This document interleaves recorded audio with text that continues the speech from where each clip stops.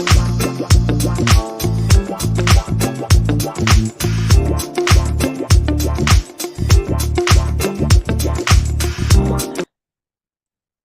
Bitri Friends, selamat datang kembali di BBB Barik Beyond Borders. Tempat kita seru-seruan dan cari tahu tentang profesi-profesi unik bareng aku, Barik. Saat ini aku berumur 13 tahun dan kelas 7 SMP. Nah, hari ini kita kedatangan tamu spesial yang pekerjaannya bukan cuma penting, tapi juga super inspiratif buat banyak keluarga di Indonesia. Siapa lagi kalau bukan Tante Lianita Prawindarti, seorang konselor menyusui dari AIMI. Tapi supaya lebih akrab, aku panggilnya Tante Nita aja ya. Halo Tante Nita. Halo Barik, apa kabar? Halo, Dengeran nggak? kedengaran. Tes, tes. Halo? Kedengeran, oke. Kita tes dulu. Oke, kalau kedengeran, aku juga dengar suaranya Barik kok. Oke, Gimana, gimana? mungkin Tante Nita boleh kenalin diri lebih lanjut dulu. Oke, selamat sore semuanya. Selamat datang di podcastnya Barik Beyond Borders. Tadi sudah diperkenalkan sama Barik, namaku Lianita, biasa dipanggil Nita. Eh, Ibu dari satu anak, hampir seumuran Barik, sekarang Emma di kelas 9. Jadi bulan depan dia graduated, lulus dari SMP, masuk ke SMA, umurnya 15. Benar tadi yang Barik bilang, bukan pekerjaan mungkin ya. Aku punya profesi yang salah satu yang aku geluti adalah konselor menyusui gitu. Nah, mungkin nanti pas ngobrol-ngobrol sama Barik kita bisa tahu lebih banyak tentang profesi konselor menyusui itu apa dan apa yang nanti kita bisa share sama-sama ceritanya. Gitu aja kali ya Barik ya. Iya, oke. Nah, Tante Nita awalnya kenapa Mm-mm. sih bisa kepikiran jadi konselor menyusui? Terus Aimi itu apa sih? Oke, sebenarnya nggak pernah kepikiran jadi konselor menyusui ya, itu nggak sengaja sebetulnya, karena waktu tahun berapa ya, 2011, aku kebetulan kerja untuk UNICEF. Barik tahu UNICEF kan? Jadi Atau lembaga PBB yang bergerak di bidang apa namanya untuk anak-anak gitu. Nah, waktu pas di UNICEF itu aku kebetulan pas di kantor gitu ya, lagi bongkar-bongkar apa file gitu-gitu, terus ngobrol-ngobrol sama beberapa temen, aku baru tahu bahwa di Indonesia itu pelatihan untuk jadi konselor menyusui itu bisa diikuti oleh siapapun, nggak harus dokter atau perawat atau bidan gitu. Nah kebetulan aku juga waktu itu masih nyusuin anakku 2011 tuh emang masih nyusu gitu. Dan aku dulu punya pengalaman menyusui yang juga nggak mudah. Dan aku merasa kebantu banget sama konsultan laktasi. Dulu namanya konsultan laktasi IBCLC waktu aku melahirkan Emma. Jadi aku merasa ibu menyusui itu perlu ada yang bantuin karena selama ini mereka tuh sering banget dapet masalah ya, dapat hambatan tapi nggak tahu mesti kemana. Nah, aku baru tahu bahwa di Indonesia tuh ternyata orang kayak aku yang nggak punya background kesehatan itu bisa jadi konselor menyusui. Nah, terus habis itu carilah informasi ya, kapan di mana pelatihannya kapan dan akhirnya aku baru ikut pelatihan itu 2012. Baru di 2012 aku ikut pelatihan sekitar bulan September kalau nggak salah. Itu jadi sebenarnya nggak sengaja, tapi aku merasa bahwa ini udah saatnya nih kayaknya aku bisa bantuin ibu-ibu menyusui biar apa yang aku alami dulu itu eh, kalau dialami sama ibu-ibu yang lain tuh juga mereka jadi merasa terbantu gitu. Jadi pelatihannya tuh tahun 2012, berarti setahun setelah itu aku baru ikut pelatihan setelah anakku nggak nyusul lagi, jadi justru setelah emang nggak nyusul lagi, aku baru ikut. Baru sekitar 1 bulan setelah pelatihan, aku gabung ke Asosiasi Ibu Menyusui Indonesia atau AIMI yang tadi Barik udah sebut gitu. Nah, AIMI itu apa sih? AIMI itu sebenarnya adalah sebuah organisasi, isinya ibu-ibu. Kebanyakan isinya ibu-ibu. Ada sih beberapa bapak-bapak. Cuman organisasi ibu-ibu ini isinya relawan semua. Barik udah pasti tahu ya relawan itu apa kan. ya. Jadi isinya relawan semua, nggak ada yang dibayar gitu ya. Dan tujuannya adalah ya tadi itu buat bantuin ibu menyusui. Jadi setelah aku jadi konselor menyusui, aku gabung ke AINI karena waktu itu aku kepikiran gimana ya caranya aku udah punya ilmunya, aku bisa menerapkan ilmu itu tuh di mana gitu. Di mana sih aku bisa ketemu banyak ibu menyusui yang butuh bantuan. Akhirnya aku gabung ke AIMI itu. Jadi disitulah latar belakang gimana aku jadi konselor dan kemudian gabung sama AIMI. Jadi sebenarnya nggak sengaja itu gara-gara ngobrol-ngobrol sama temen di UNICEF, terus lihat banyak file-file tentang kesehatan anak gitu-gitu kok jadi tertarik banget sama peran untuk jadi konselor menyusui. Itu sih latar belakang. Oke, wah keren ya. Pasti semua orang di AIMI itu keren-keren banget dan seru bisa bantu ibu-ibu. Amin, amin. Sama dong sama ibu. Ibunya Bari kan juga di AIMI. Iya. Kalau gitu jadi kalau jadi konselor menyusui itu tiap harinya ngapain aja ya, Tante? Tiap harinya ngapain aja sebetulnya sama kayak tadi ya. Jadi tujuannya kan sebetulnya bantuin ibu-ibu menyusui yang punya masalah, yang punya hambatan. Kalau Tante Nita sih konselingnya biasanya bantuin ibunya tuh macam-macam, Bari. Kadang-kadang ketemu, jadi kita datang ke rumah ibunya gitu kan. Tapi aku sehari-hari memang lebih sering konseling itu di sosial media, di Instagramnya Aini gitu. Dan konseling di sosmed itu sebetulnya cukup menyenangkan sih buatku. Kenapa? Karena dalam sehari itu tuh kita bisa belajar banyak kasus gitu. Jadi kalau kalau ketemu ibu tatap muka datang ke rumah itu kan paling sehari itu cuma sekali gitu ya. Tapi di sosial media tuh kadang-kadang pertanyaannya kan banyak ya. Jadi sebetulnya aku tuh justru banyak belajar dari sosial media, banyak belajar dari ibu-ibu yang menghubungi Aini lewat sosial media dan cerita soal masalahnya. Jadi itu sih sebenarnya lebih banyak konseling akhir-akhir ini sih lebih banyak di sosial media, tapi kadang-kadang masih juga kok datang ke rumah berkunjung gitu-gitu itu masih kita lakukan. Tuh. Oke. Terus pernah nggak sih ada pengalaman lucu, seru, atau malah mengharukan waktu bantu ibu-ibu menyusui?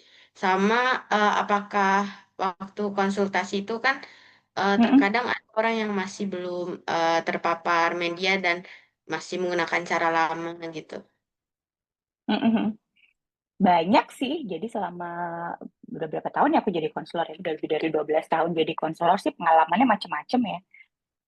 Yang mungkin yang lebih sering itu terharu sih baik, soalnya bayangin aja ada ibu datang gitu ya menghubungi Aini punya berbagai masalah menyusui, kadang-kadang masalah menyusui udah berat banget gitu kan, terus kita bantuin, kita datang, kita ajak ngobrol gitu, terus tiba-tiba terus bukan tiba-tiba terus habis itu masalah menyusui itu bisa teratasi gitu. Itu ngelihat ibunya seneng banget gitu, kadang-kadang ibunya tuh ikut terharu, akunya juga ikut terharu gitu. Jadi biasanya sih lebih sering terharu. Atau biasanya terharu lagi tuh kalau nemenin ibu melahirkan. Jadi baru melahirkan, masih pegang bayinya aja masih takut gitu kan. Terus aku nemenin gitu untuk bisa peluk-peluk bayinya, terus nyoba nyusuin pertama kali itu rasanya tuh itu magical banget gitu. Bantuin dalam hari-hari pertama di jam-jam pertama itu luar biasa.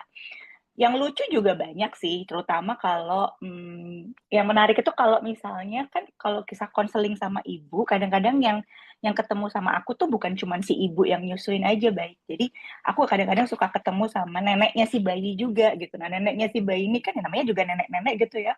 Banyak nanya gitu, banyak nanya mitos-mitos gitu. Mitos-mitosnya tuh lucu-lucu yang kadang-kadang nggak masuk akal gitu. Jadi itu lumayan cukup menantang ya menjelaskan ke eyang-eyang, nenek-nenek, oma-oma yang udah sepuh ini dengan bahasa yang sederhana. Oh enggak, nenek itu enggak benar gitu kan. Itu mitos gitu. Yang benar tuh seperti ini. Jadi kadang-kadang tuh antara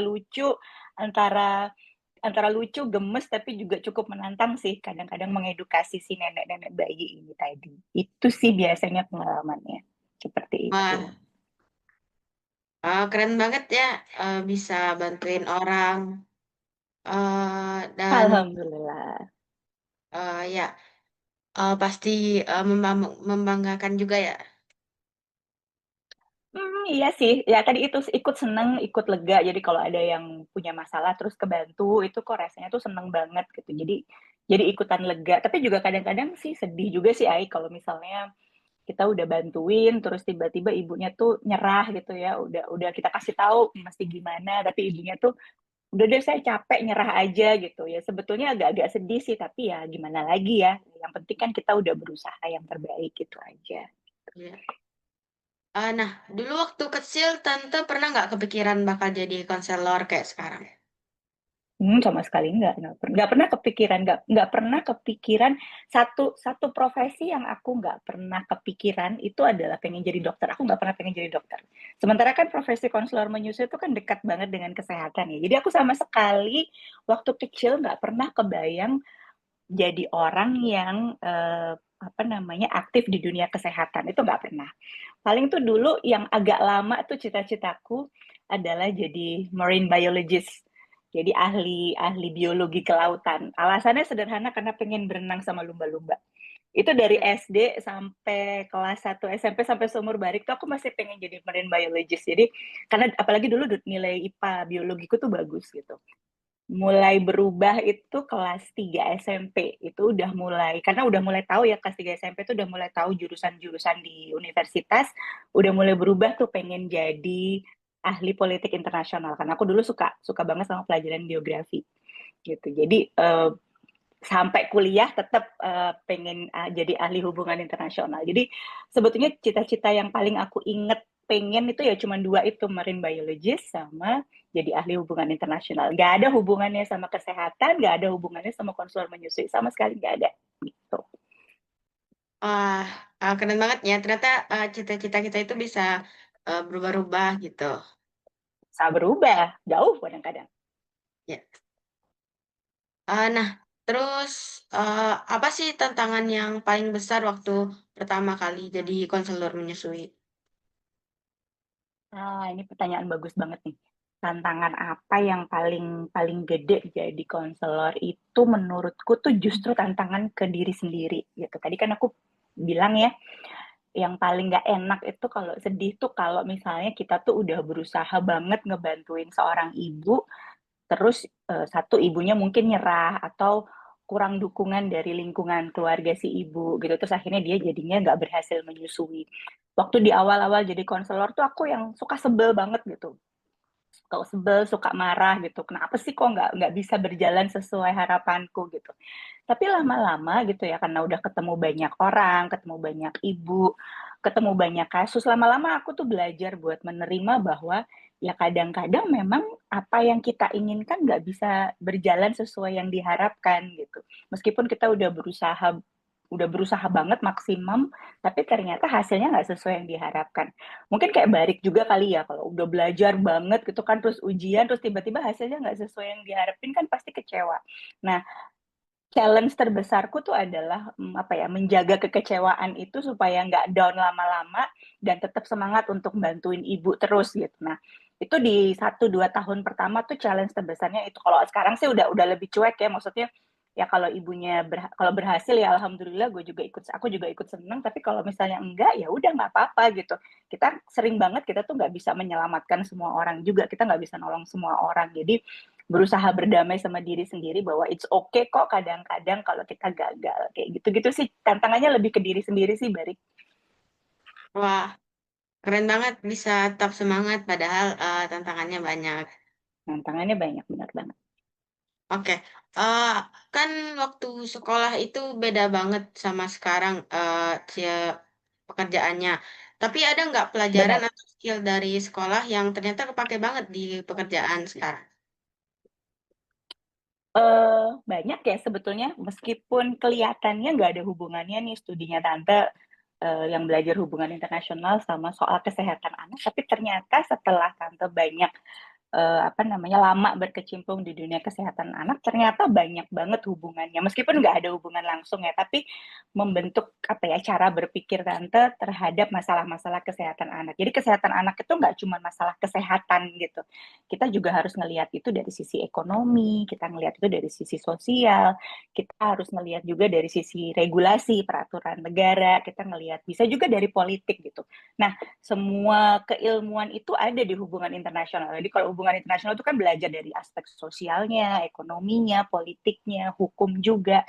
Nah, itu sama banget sama isu tentang kesehatan anak, terutama tentang menyusui itu bisa dilihat dari berbagai aspek tadi, ekonomi juga, sosial juga, dan sebagainya. Jadi setidaknya bekal ilmu yang aku pelajarin saat kuliah itu membantu aku buat apa ya, punya perspektif yang lebih lengkap tentang melihat masalah-masalah kesehatan anak. Jadi apa namanya kaitannya sebetulnya lebih ke situ meskipun nggak terlalu langsung begitu. Oke, ternyata pelajaran sekolah walaupun nggak berhubungan tapi tetap masih kepake ya. Tetap masih kepake karena membentuk tadi itu cara kita mikir. Jadi apapun pilihan sekolah kita sebenarnya nggak masalah karena sekolah itu tujuannya buat bantuin Barik, bantuin teman-teman buat bisa punya kerangka berpikir yang lebih kritis kayak gitu kan di sekolah diajarin kan apa namanya kalau ada melihat segala masalah dari berbagai aspek. Nah, itu yang juga dipelajarin juga penting buat kita kerja gitu. Mau apapun sektor kita di pekerjaan nanti gitu. Betul. Nah, Tante punya tips nggak buat anak SMP kayak aku biar bisa ikut bantu orang lain? Atau buat yang penasaran sama profesi atau pekerjaan konselor menyusui gitu? Oke, kalau untuk anak-anak seumuran Barik atau seumuran Eman, anaknya Tante, mungkin yang bisa dilakukan adalah coba cari peluang untuk jadi relawan. Nanti kalau misalnya Barik pulang ke Padang gitu ya, coba deh. Barik sukanya apa nih hobinya? Hobinya apa kalau Barik? Apa ya? Eh, Kok aku jadi yang nanya? Nggak apa-apa nih. ini eh, menulis atau main bola gitu. Menulis atau main bola. Nah, coba deh cari kegiatan yang kira-kira bisa untuk berkegiatan jadi relawan gitu. Misalnya ada ada anak yang suka banget sama kucing gitu. Mungkin dia bisa bantuin jadi relawan di shelter atau tempat-tempat apa sih penampungan kucing gitu. Misalnya seminggu sekali atau sebulan sekali gitu. Nah, Barik juga misalnya suka nulis nih. Mungkin bisa cari peluang buat jadi relawan, bantuin anak-anak yang mungkin masih di level SD gitu belajar nulis yang benar, nulis-nulis kreatif dari mulai mungkin nulis puisi, nulis cerita gitu. Itu kan bentuk-bentuk pekerjaan relawan yang sebetulnya dekat dengan dunianya Barik sendiri dan dunia teman-teman yang lain gitu. Jadi coba deh cari kegiatan relawan di sekitar kita yang kira-kira relevan dengan hobinya kita gitu. Tapi itu juga sebetulnya bisa bermanfaat buat orang lain gitu kan. Jadi kayak misalnya ke rumah singgah bantuin adik-adik kecil bacain cerita gitu kan ya ngajarin mereka baca, tulis, ngajarin mereka bahasa Inggris. Itu kan sebetulnya juga cara-cara penting buat teman-teman yang sekarang ini masih di SMP atau SMA untuk pengen jadi relawan. Karena itu manfaatnya gede banget deh kalau dari kecil udah biasa untuk jadi relawan. Terus yang pengen jadi konselor menyusui, mungkin nanti ya kalau udah dewasa, udah 18 tahun ke atas, kalau tertarik bisa ikut pelatihannya. Dan siapa aja sebetulnya bisa ikut pelatihan konselor menyusui selama memang punya niat untuk bisa membantu sesama ibu. Jadi kayaknya itu aja sih kalau dari aku tipsnya. Oke, wah jadi makin semangat ya buat bantu orang sekitar. Nah, ngomong Betul. soal Aimi, kan tadi udah Mm-mm, dijelasin kalau Aimi itu komunitas ibu menyusui. Kalau misalnya ada yang pengen gabung, mm-mm. Aimi, caranya gimana ya? Kalau pengen gabung ini bisa lihat websitenya. Di websitenya tuh ada emailnya, ada nomor yang bisa dihubungin. Bisa juga tulis email ke situ nanti biar diarahkan untuk ke orang atau ke email lain yang memang bertanggung jawab untuk rekrutmen dari relawan. Jadi coba aja main-main ke websitenya Aini atau ke Instagramnya Aini. Di situ ada kok informasinya, ada email dan segala macam yang bisa dimanfaatkan kalau memang membutuhkan bantuan Aini atau pengen jadi relawannya Aini. Gitu. Oke. Aimi sendiri itu ada cabang-cabangnya juga ya? Banyak, Nak. Jadi udah berapa ya? 19 provinsi ya sekarang ya. Jadi berdiri tahun 2007, sekarang sudah 2025, jadi udah ada di 19 provinsi. Gitu. Jadi udah cukup lumayan lah ya, udah cukup banyak bergerak. Belum bisa seluruh Indonesia memang, tapi setidaknya AIMI itu adalah organisasi terbesar di Indonesia yang bergerak di bidang menyusui dan juga concern di kesehatan ibu dan anak. Oke, wah asik ya. Siapa tahu nanti ada yang mau Asik deh. jadi gabung Aimi juga gitu. Iya, dan anak-anak apa remaja udah boleh loh ikut mengkampanyekan tentang menyusui gitu, tentang kesehatan anak-anak, kesehatan rekan-rekan seumurannya Barik itu udah penting banget kok bisa dilakukan juga sama remaja gitu. Oke, oh iya. Kalau misalnya Mm-mm. ada penonton Bitri Friends yang mau jadi konselor menyusui gitu, apa aja sih yang harus disiapin? Yang penting udah dewasa dulu ya, jadi umurnya udah paling nggak sudah di atas 18 tahun. Aku nggak tahu sih ada syarat umur apa, yang kalau kalau nggak salah sih syaratnya udah dewasa, terus profesinya bisa apa saja. Mahasiswa juga kalau nggak salah nggak apa-apa, karena aku pernah ketemu seorang temen yang anaknya ikut pelatihan konseling menyusui pada saat dia masih kuliah, karena memang dia calon bidan sih memang. Jadi sejak kuliah udah ikut pelatihan, terus banyak kok dilaksanakan di beberapa daerah dan juga di beberapa organisasi. Ada Aimi juga suka bikin pelatihan konseling menyusui, terus ada namanya Sentra Laktasi Indonesia itu juga suka bikin. Terus dinas kesehatan di provinsi sama kabupaten kota tuh biasanya juga suka bikin. Jadi cari informasi di sosial media sih cukup banyak sebetulnya. Jadi yang penting udah dewasa dulu gitu. Biasanya sih udah kuliah tuh udah boleh ikut pelatihan konseling menyusui kalau memang dirasa kepingin ngebantu sesama ibu. Nggak ada syarat khususnya sih, Aik. Jadi siapa aja sebetulnya boleh. I see, oke. Siap. Semoga mudah-mudahan nanti banyak yang terinspirasi buat jadi konselor. Amin. Semoga Oke, ya. udah cukup panjang nih. eh ap- mungkin teman-teman Bitri Friends jadi makin banyak nih pilihan buat di masa depan mau jadi apa. Makasih banyak Tante Nita udah mau sharing sama aku dan Bitri Friends di BBB. Seru banget bisa tahu Terima kasih profesi kembali. konselor. Ya, eh, seru banget bisa tahu profesi konselor menyusui dan cerita-cerita uniknya. Semoga teman-teman yang dengerin jadi lebih tahu kalau profesi kayak konselor menyusui itu penting dan keren. Terus siapa tahu ada yang jadi terinspirasi. Buat Bitri Friends, jangan lupa follow podcast ini, share ke teman kalian, dan sampai jumpa di episode berikutnya. Dadah. Makasih. Makasih, Bari. Terima kasih.